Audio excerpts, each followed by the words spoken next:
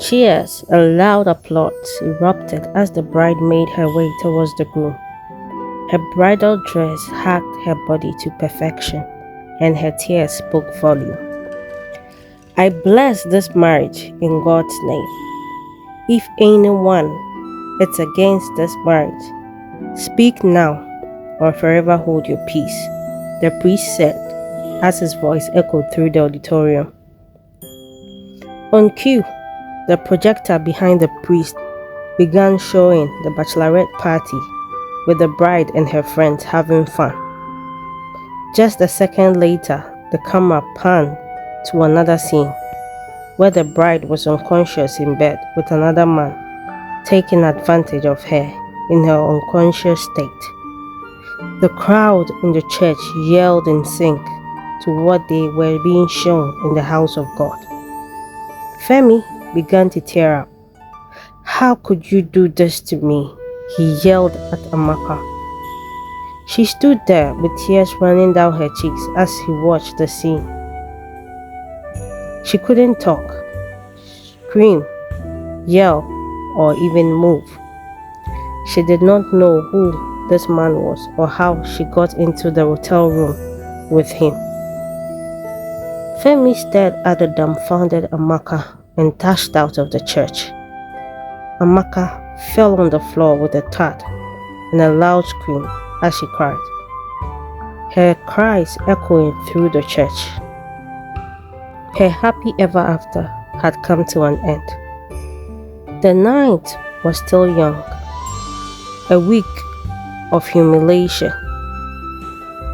Amaka's friend consoled her as she cried in their arms. All her calls to Femi after the wedding was rejected. He did not want to see her or know anything about her. He was angry, and his anger was validated. His anger is understandable. What happened, Amaka? I know you would never cheat on Femi, so tell me what happened, Sumi said. Amaka's thoughts ran wild. All her tears began to dry up as her sane thoughts kicked in. All of you, out of my house, she said calmly the first time. Get out! She yelled the second time. Her friends rushed out of her apartment. I was at the bachelor's party with all of my friends. How then did I get into a hotel room with another man? Amaka's thoughts ran wild. She had to find how and why everything became a disaster. Until I found out what happened and who was involved, everyone is a suspect. Everyone is guilty until proven innocent, Amaka said to herself with determination. Getting up from bed, she walked straight into her closet, got dressed, and stepped out. She was determined to find the truth and exonerate herself in front of everyone, Femi and their family members. As Amaka parked at the driveway of the Airbnb, Amaka spotted a CCTV at the entrance of the apartment. The realtor that had hired the place to them was already in the apartment. Hi, I am Amaka. Amaka cut right to the chase. 2 weeks ago, 5 of my friends and I were here for my bachelor's party. Can I see a footage of that day? Amaka said, sliding a wand of envelope, hoping the realtor still had the footage from that day. Sure, miss, she said with all smiles. Please come with me.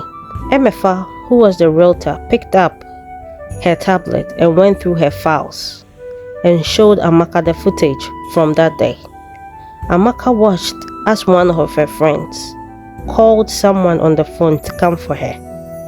The guy that later came was the guy in the hotel room taking advantage of her. Amaka took a copy of the footage and went straight home, aware of her grip broke her again. Why would she do this to me? I helped her when no one was at her side. When her boyfriend would be her blue black, I was there for her. Why would she do this to me, of all people? If it was the last thing I do, I will find out why and make her pay.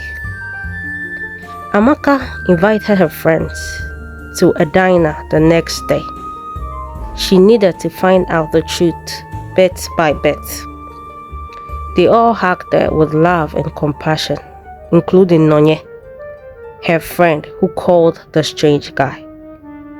Amaka said to them, I am sorry for sending you all away like that yesterday. I want to act I left the Airbnb and ended up at the hotel. Amaka asked her friends with caution. She noticed how Nonye began to fidget at her question, but no one had an answer for her. Nonye, I left my slippers at your apartment the last time I came by. I need them, so I'll pass by this evening for them. Later that night, Amaka went by Nonye's apartment. She realized how Nonye couldn't look at her and avoid her gaze the entire time. I'll be back, Nonye said and left Amaka in her living room. This was the perfect time for Amaka to hide the camera that she brought in the artificial flowers in Nonye's apartment. Without telling her, she left. Amaka said a prayer for good fortune to catch Nonye through the camera, and not long after, Amaka's prayer came into fruition. Nonye called someone to come over to her apartment immediately after she left her. Amaka watched and listened on her tablet and was eager to know the truth. She saw the guy walk into Nonye's apartment. It was the same guy who had raped her. Rain, you need to leave Abuja now, Nonye said to Rain in a hasty tone. She might catch on if you are around, she continued. Rain began to kiss Nonye, but she pushed him away. You paid me to grape your friend and destroy her relationship and wedding. You have to pay me more so I can leave, Rain said. I already paid you, Nonye shouted.